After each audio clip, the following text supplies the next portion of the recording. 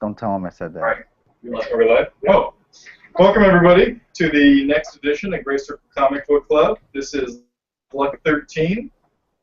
And today we will be taking a look at Nicole's pick of Rachel Rising, both the story and the art by Terry Moore. And why don't we just jump right into it and turn it over to Nicole. Nicole, why did you pick this comic? I picked it because I was looking for something new that wasn't your typical, superhero kind of comic, and something that still had like the supernatural aspect to it, because that's my favorite outside the superheroes. And this one had some pretty good ratings and things, so I liked what I had read about it and decided to give it a shot. Yeah, it won 2 Eisner. It won some awards, and so I thought it can't be too bad. Let's look at it.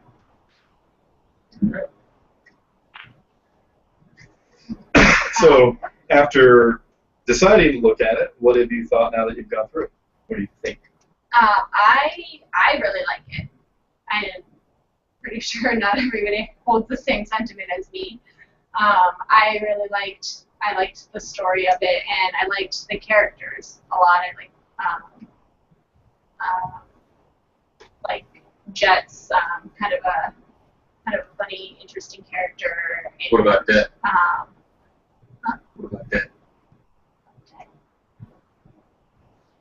Who? Who? Jet? Jet is what I Jet? said. Jet is her. You guys. Are you saying Did you read a jet different as in an book? airplane? Are you saying jet like an Her airplane? name is Jet, or that's Yeah. what they call Her her. best friend, Rachel's best Yeah, friend. yeah. Jet. Is that what you're saying? Jet, yeah, no, Jet is also dead. There's no. I don't know what you're There's no no death. character. There's no death. No, there's no character death. Jet was turned into one of the witches. Jet. I don't know if they There's- call her. I don't know if that's what happened, but we'll, Malice had jumped into Jet yeah. from Right. the little girl, Zoe.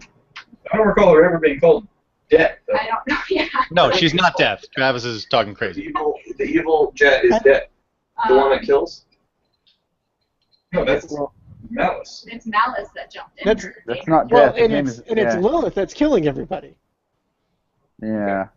But Did yeah. you read the same Well, book? no, that's not entirely true. No. Lilith isn't the one doing that. The Malice. Malice is the one doing that. Yes. But yeah, and I like her aunt. I think she's not your typical character, and I love her in the beginning when she first sees Rachel, and she's like, Well, I Lilith saw is killing Elvis somebody. in the kitchen, and I think and that's- just thinks her job's getting to her, and she seems to not have spoken to the dead for the first time, whether that was in her head or not. But yeah, I really enjoyed it. I thought it was a cool storyline with some cool characters. I liked some of the art. I wish it would have been in color. I think it would have been nice to see. I think they could have done some really, really cool stuff with the coloring. So if they had gone that way, it didn't. So But for one guy doing it, that's pretty freaking awesome. it's One guy doing pretty everything. impressive. Yeah, I think it's almost. I like the black and white aspect of it. And there were I definitely liked certain scenes in the artwork that are really well done. Some of the ones that don't really have words in it. It seems like some of the dialogue scenes are just kind of people sketching to be a little bit faster. But there are some scenes like where you see in the beginning her digging her way out of the dirt, and they kind of utilizes that zoom fashion of drawing, where like the hands real large, as if that's where your camera is. Yeah, we Doesn't can't work see on that. Kindle. Yeah, but there are certainly Doesn't work. components, and there are certain areas in the drawing where it is individual panels are very good.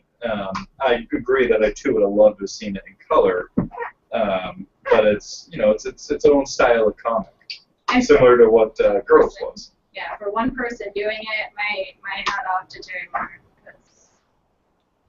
Yeah, he's a great cartoonist. His facial expressions are so great. I mean, not even just his expressions, but his faces and his characters are all so unique. No one of them looks the same. No two look the same. And I think for for an artist to be able to do that, that's pretty impressive. Especially to frame scenes the way that he does. I mean, Yeah, he's, I'm not doubting the illustrations at all, but it's the lack of color that, color just grabs people and it makes things pop. And I feel like if it had some color to it, it would be that much better. But that's just my opinion. Especially to go along with the story, because personally, I know for my sake here, I did very much enjoy the comic. I would have loved to have seen it in color, especially because there are certain scenes where being able to show the color backdrop to kind of set moods could have been really creative in how it was used. But story-wise, I very much enjoyed it. Just like I enjoyed all the comics like this that have been kind of a supernatural, you're not exactly sure what's going on, things are escalating, similar in fashion to Girls, Morning Glories. So I very much enjoy the style of comic. And I seem to really enjoy these types of comics that are really kind of, they're focus clusters where it's not something, I guess coming from a background where I didn't used to read comics, it sometimes can be very hard jumping into something like Marvel, where there's always references to things that happened in the past, there's assumptions that you know certain things about the story, but comics like this are self-contained stories and self-contained worlds, so it lets you really get into the pacing, take it at the right amount of time, versus if you tried something like that on a larger scale Marvel comic, you'd end up annoying the people who've read through all that, and you're just repeating the same stuff over and over again. So it's nice having these contained little worlds, and I think that's why comics like this actually do so well, is because they stand on their own. And overall, I very much enjoyed it. Now I'm going to have to read the rest. I mean, I got to know what happens in the story. Things are escalating, things are getting a little crazy, so we're going to have to go out and buy the rest of the comics. But personally, I really did enjoy it. I thought, story-wise, he was a good quality writer, and he did a really good job with pacing and leading into some of the larger, more momentous situations. What's the mystery? Terry Moore. Yeah, I Joe, what else has Terry Moore done? The only like mainstream work I have of his is pretty sure it's The Runaways. Only 3 people have done it. Brian K. Vaughan, who did Saga, and he was the writer for Under the Dome, and now he's back doing Saga full time, and he's done a lot of awesome comics. He did The Runaways. He kind of created them for Marvel, and then Joss Whedon did a run, and then Terry Moore did a run, and those are the only 3 people that have done a run on The Runaways, and so that's kind of a good club to be a part of. There's a lot of heavy hitters and talent there. Yeah, they're all pretty good. The artwork is great in all of them. That's a fun series. And the indie work, he's known for something else. Another indie comic that he just finished this sci-fi comic called Echo, and then he did something else I'm not too sure of. I'm not really familiar with his work. This is one of the first indie books of his that I've read, and I was floored by it. This is probably my favorite pick that anyone has had for this comic. I love this comic. Excellent. Well, have you read the rest of it, Joe? I have not. This is the first time I got to read it. It gave me a good excuse to buckle down and get through it, and I really enjoyed it. The dialogue is great. I think his dialogue is probably one of the strongest aspects of the story that's not artwork related. Because each character is they feel so fleshed out and developed. They all have their own quirks. They all have differences. Hi, Jenna. Their personalities and stuff are awesome. And the nice thing I liked about, also to coincide with what you're talking about with this dialogue, is it felt believable in its unbelievability.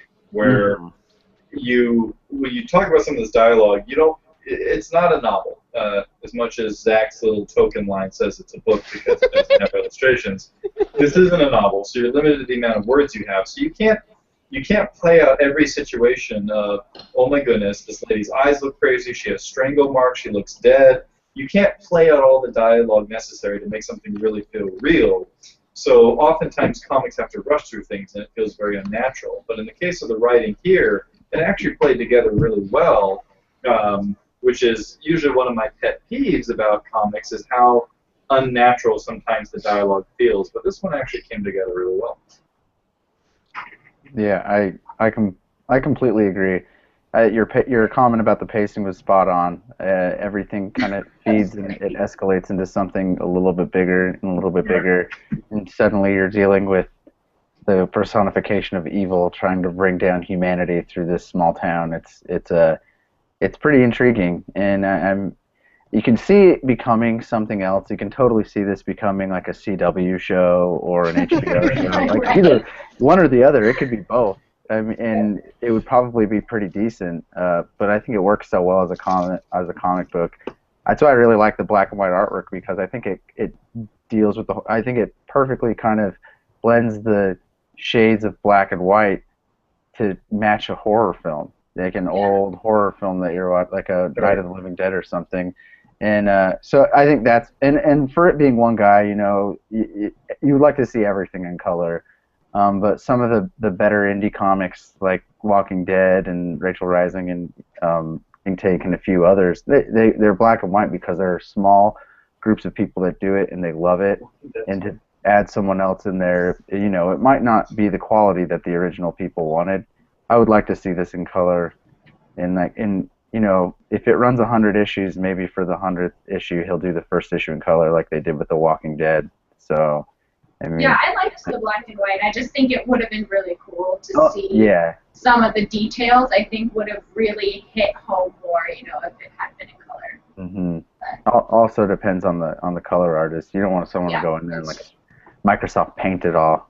So that'd be a fun experiment. Just use the fill button. Fill. Oh God, there's a broken line. I only have 16 colors. Let's make this work. Excellent. Yeah, that it's good points, very good points. But how you're saying that, like, it has that feel of an old classic horror movie, but it also adds in a 21st century feel to it, where it's got, you know, all the humor and the sarcasm is really thick with Rachel, and I feel like her character is just, you know, was probably awesome before she died, and is even more awesome now that she is a dead, living dead girl. So, but yeah, I also enjoy this one. Would I want to read it again? Probably not. But would you want to read the rest of it? I would read the rest of it. Not saying that I'll go searching for it, but you'll take my copy. I'll take your copy and I'll read it. I'm not going to go out and purchase it. It just happens to end up on my lap. And yeah. But yeah, no, I think that in with these, it does feel a little episodic in the sense that I feel like it could definitely be a CW show. You know, where there seems to be just the right number of characters in the story without being too overwhelming. I mean, I find this one similar to a comic that I just read, which I like that one better, and that was, what's it called, Joe? The one I just read, Wisconsin. Oh no, Revival. Revival, yes, Revival. So we don't talk about sex criminals. That's not for comic book.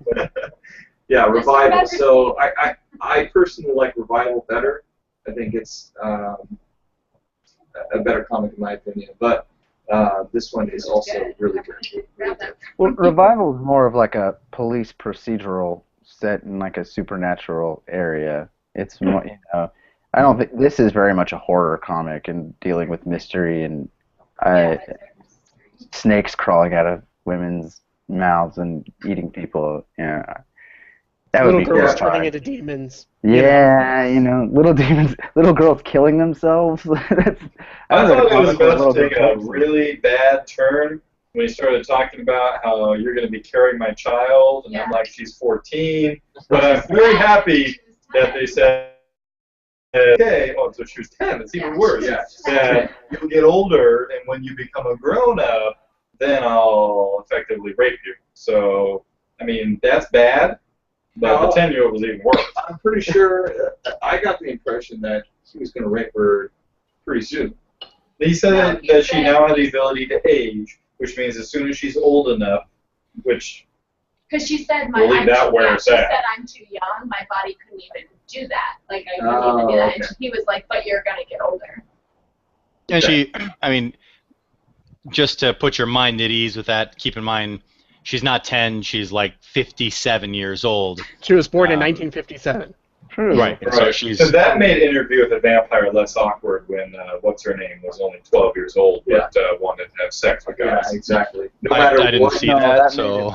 That was way awkward. That was. Kristen- Something Let's be like honest. Everything about that movie was awkward. that. But neither here nor there. Yeah. I mean, it's Tom Cruise playing a vampire. That just screams awkwardness. Mhm.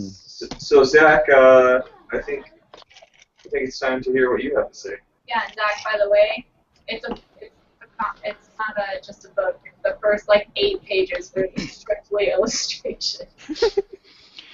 Right. No, I enjoyed the comic.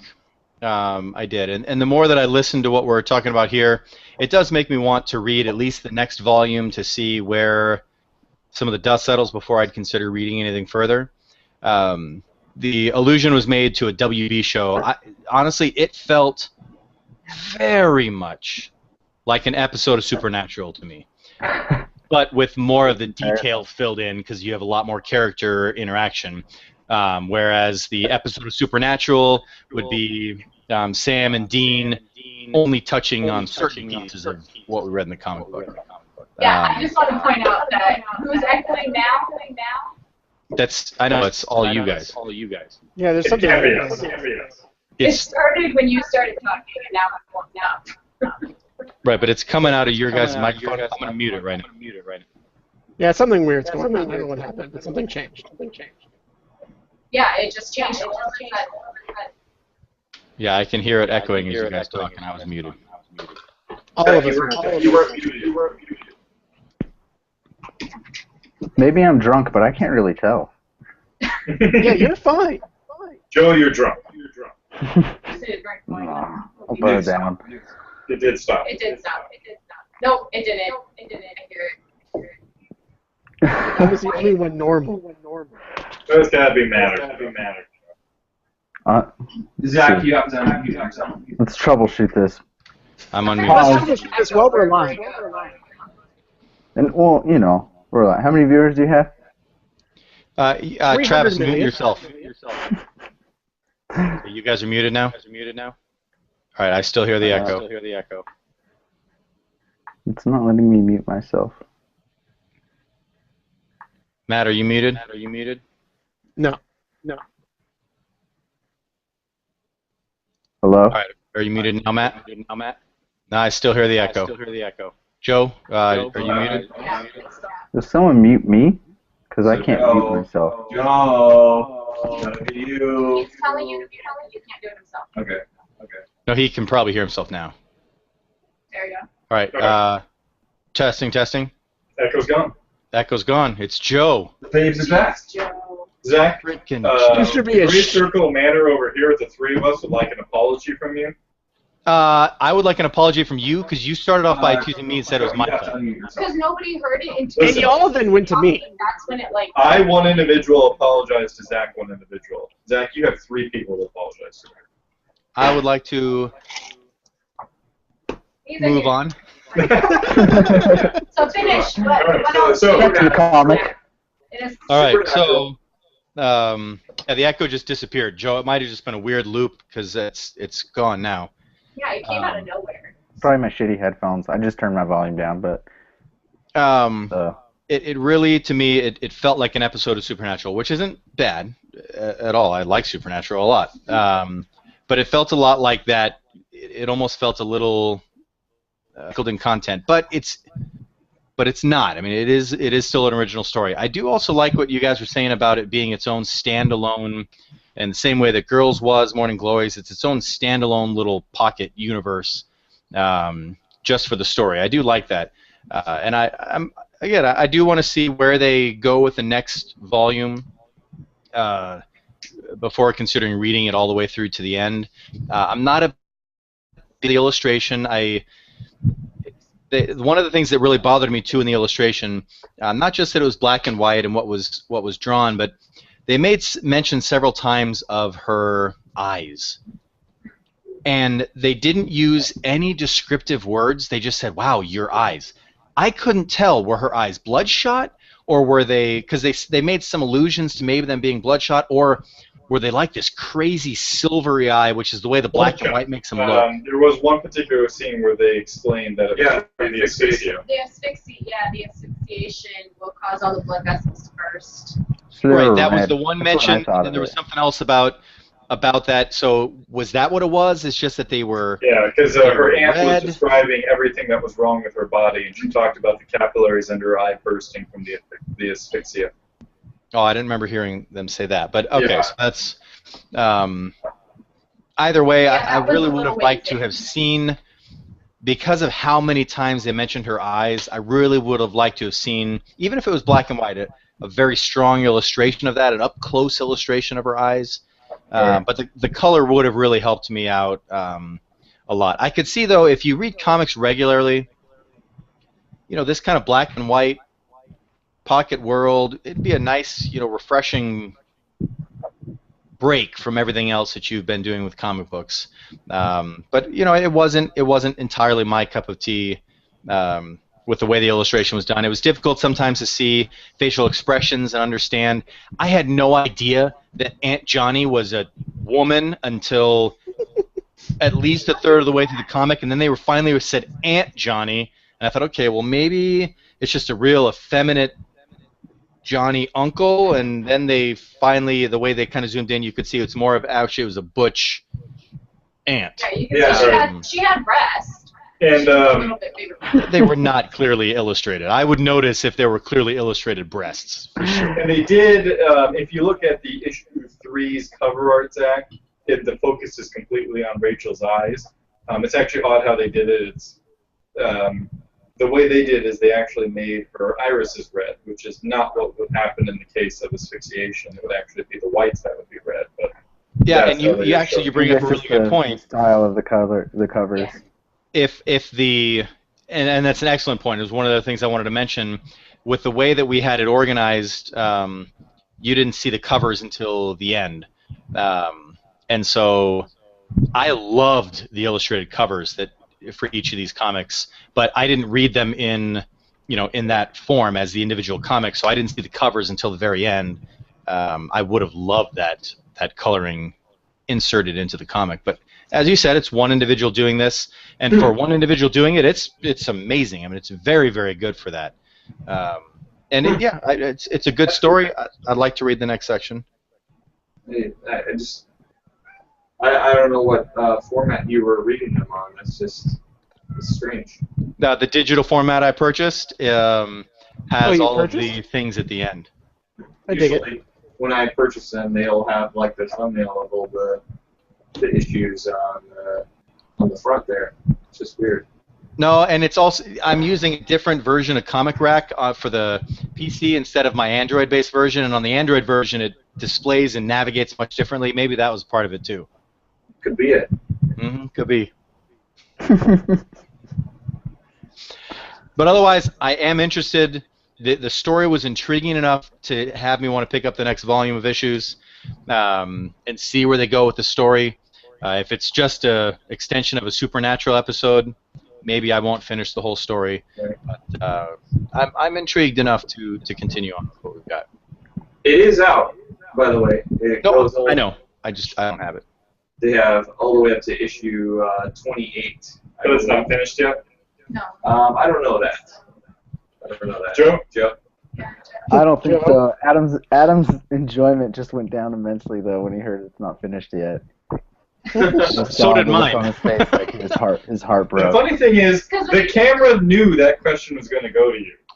Because I was like, I don't know if it's out yet. The camera switched to Joe. He's not making any sound. Google. Freaking Google. I don't think it's supposed to end anytime soon. I think it's just something that he's going to do as long as people What keep about buying. Morning Glory? No. We'll touch on that later. Joe, I want to know where we're at with Morning Glories. Oh my God. It's crazy. Later. No. Sorry. All right, man. So, I don't know why y'all want color. I love black and white. It could be nothing but black and white, and I'll be perfectly content. Would I love a little bit more time in all the panels to add a little bit more contrast, light and dark and whatnot?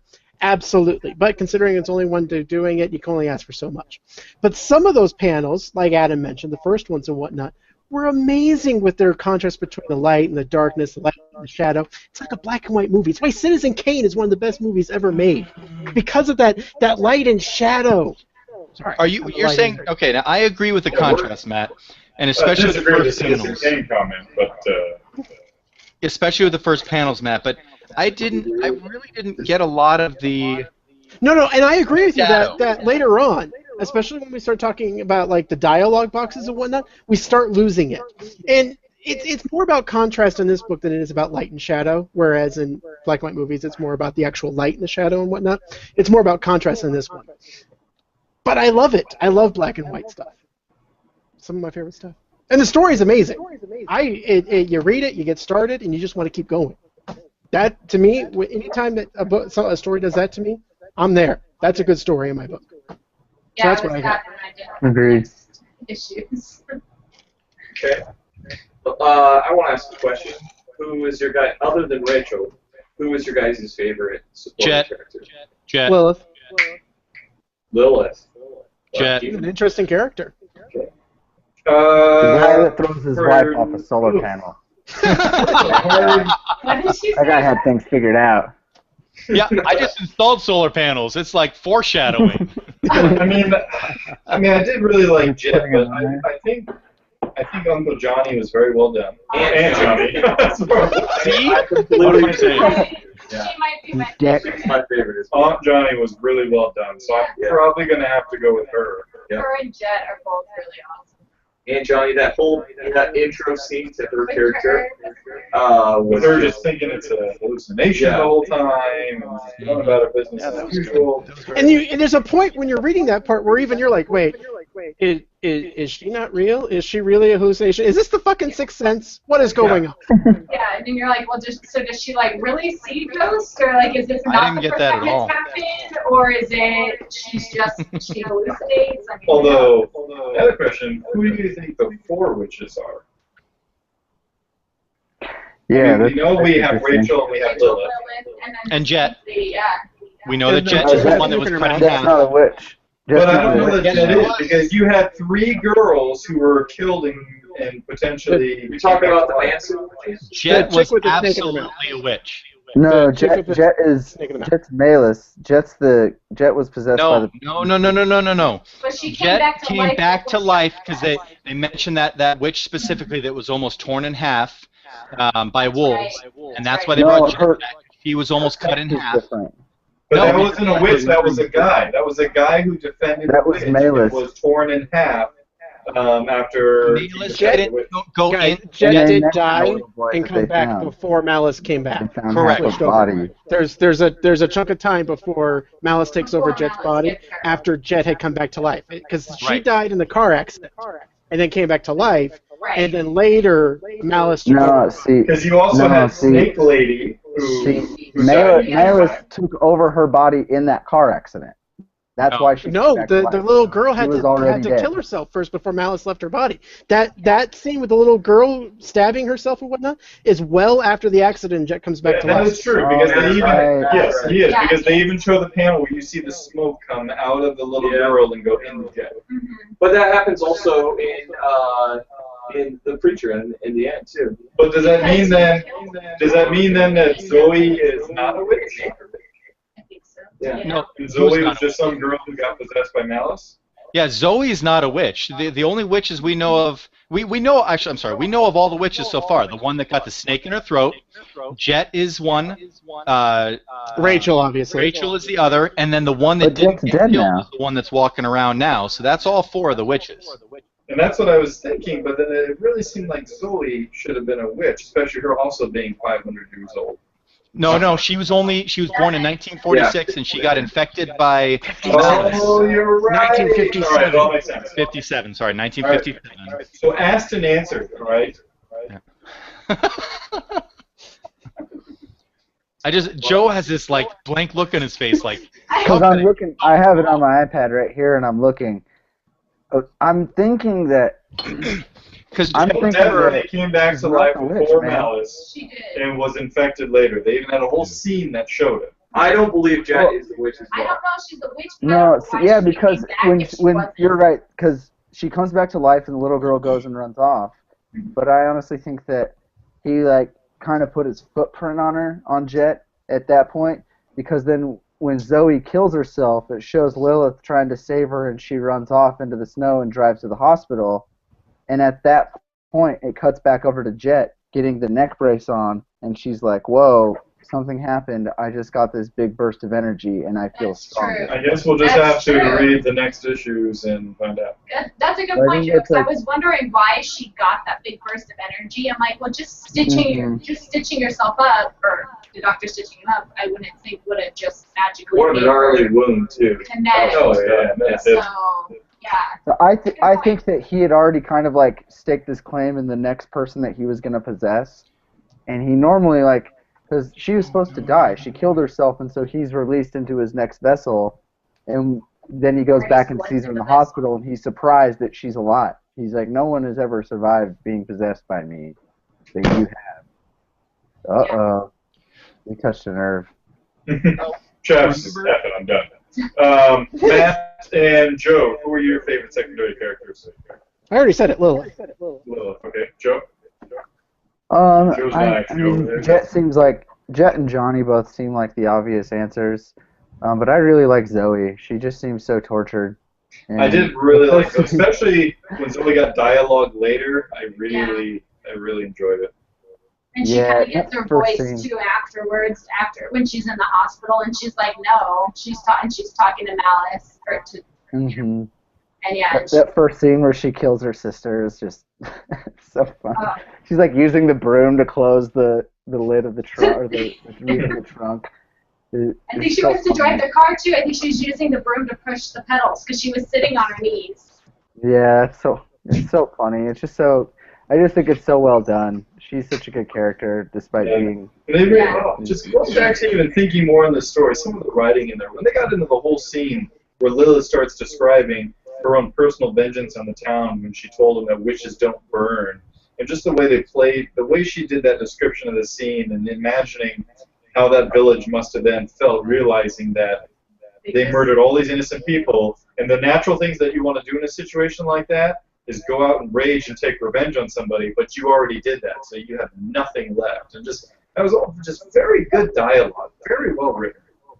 And it just shows how much of a bitch she is, because, I mean, they did some horrible things to her, but they did some horrible things to her family members under superstitions, and she watched them and laughed, and they tried to kill her, and they couldn't do anything. And she's still so angry that she wants to murder their children's children, you know, Yeah. she's still so angry that she just wants to kill their ancestors. It's pretty, that was, and then, you know, she's been alive for so long that the details change every time she tells the story. Something Yeah, different, Rachel and called her out on it. Yeah, She's I think it's just whatever. it's really well, I think she's a, And I'd be curious to see how they progress her story in future issues, especially being that it's, you know, it's Lilith. So, I mean, she's literally thousands of years old. So, I mean, her history Literally was the first long woman. before this little town. What's that, Matt? I said literally the first woman. Yeah, literally.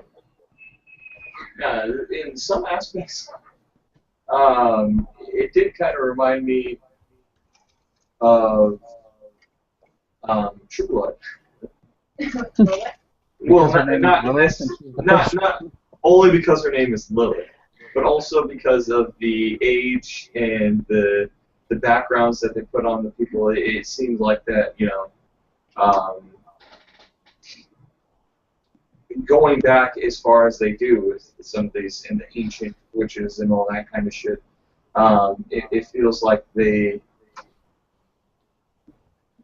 have immortal lives, which is new as far as witches go. Well, not all of the witches did, though. I mean, well, I guess they came back. Yeah. But they're not in the same sense as she is, where she remembers everything. The other True. witches are back, but. True, but I feel like. Well, they're I believe- reincarnations. They're Yeah, not that's what I mean. They're not the same people. Yeah, and I believe as the story goes, we'll see more and more of them realizing their think old so. selves and picking that up. But I think which is so. also a cool Curious. concept,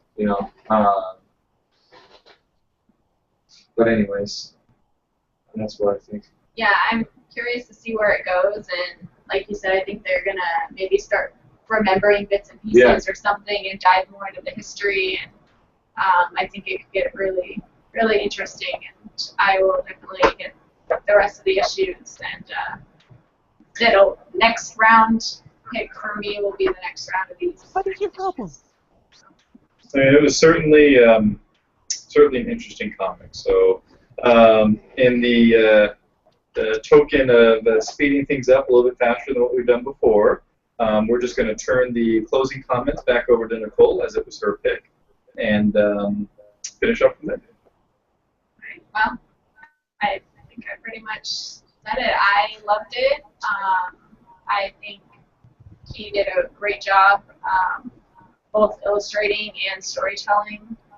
And I was very upset when I finished today, and it finished way too fast. I didn't have the next issues yet, so I will have to pick those up, and the next round will be my next pick. Excellent. I enjoyed them a lot. Well, thank you, everybody. This has been our 13th edition of Gray Circle Comic Book Club, and we will be kicking back up with our next pick, which is Zach's pick, which is we did Annihilation already, we did. right? What's the other one then? It suddenly is escaping me. Matt, what's the other one? You could do Thanos Rising. If you're thinking Thanos stuff, I don't know where you're going with this. Yeah, the one where the light and dark alternate dimension thing. Oh, Oh. are you talking Thanos Imperative. Thanos Imperative. Thanos Imperative? Yes. So we will be doing Thanos Imperative on our next episode of Gray Circle Comic Book Club. So thank you, everybody, for joining, and Nice, Travis. and have a good evening. Good night. Take us off air. Good night. What is that, Jim?